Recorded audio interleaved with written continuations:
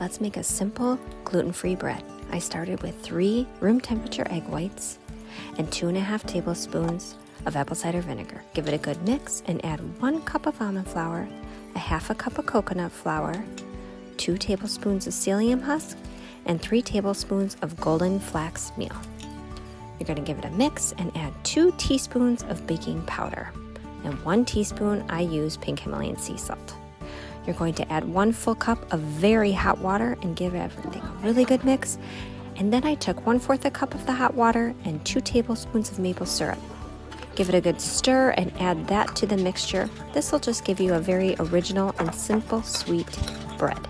Mix everything well using your spatula, and I then added another 1/4 cup of the hot water.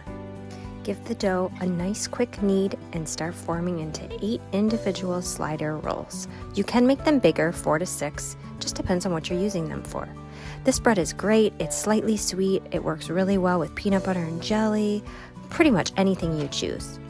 Add it to a 350-degree oven, bake for 45 minutes, and cool completely before slicing. It's got a nice crispy crust and soft on the inside. You gotta make these, guys, you're gonna love them. Enjoy!